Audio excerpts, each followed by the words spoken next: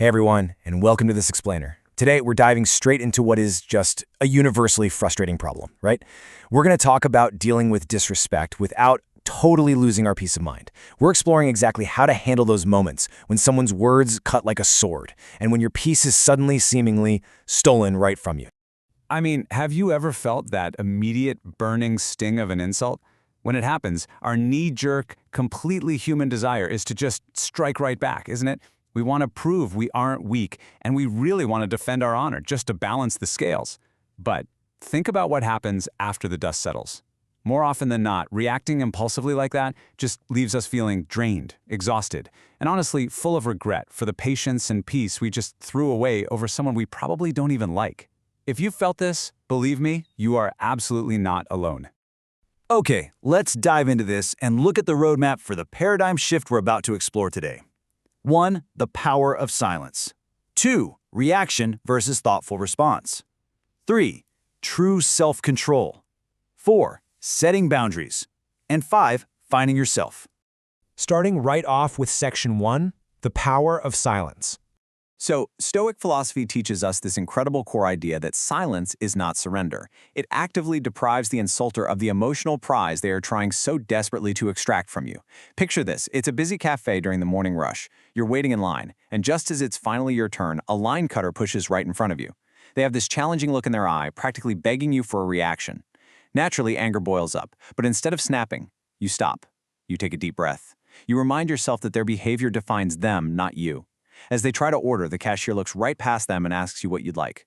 You smile, place your order, and walk away with your dignity totally intact. You just flip the script entirely, leaving the provoker sitting there alone in their own awkwardness. Moving right along to Section 2, reaction versus thoughtful response. And this brilliantly illustrates exactly what we just saw in that cafe scenario. That was a deliberate choice. A reaction is born out of pure emotion. It's hasty, it's driven by anger, and it happens completely without thought. A response, on the other hand, a response is thoughtful, it's patient, and it is calm. Understanding this exact difference really helps you transition from getting caught up in external conflicts to actually mastering the internal mechanics of your own behavior. Because of this, silence can often be the single most powerful response you can give. Say a close friend is being unreasonably angry at you over some tiny misunderstanding. If you react with anger, you're just throwing fuel on the fire. But listening calmly and then walking away? That gives them the space to cool down and realize they were being totally irrational. That kind of silence can actually save a relationship.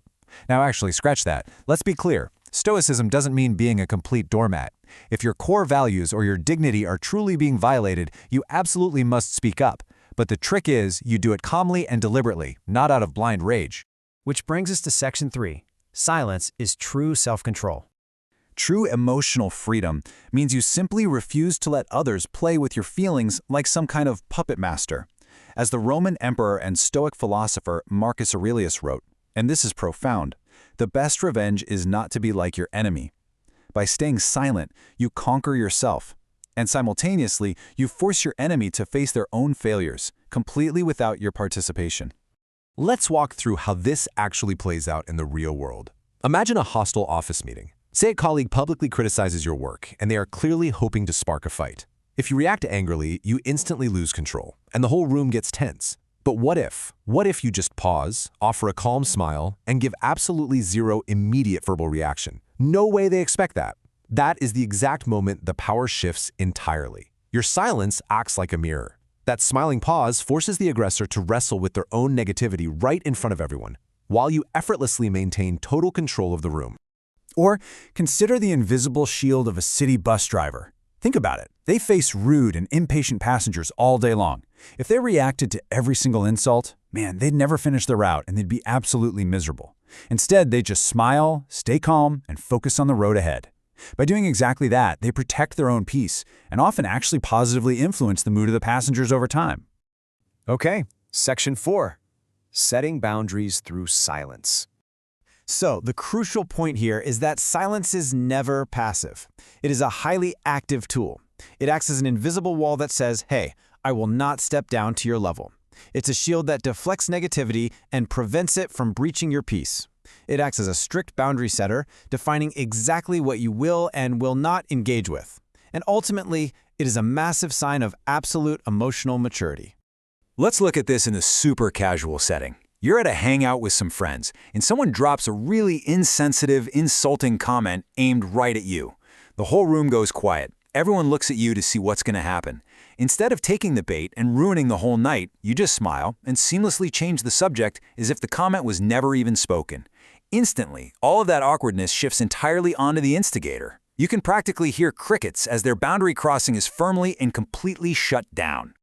I want to drop this heavy quote on you from the Stoic Epictetus. He reminds us, if you seek external approval, you have already lost your integrity.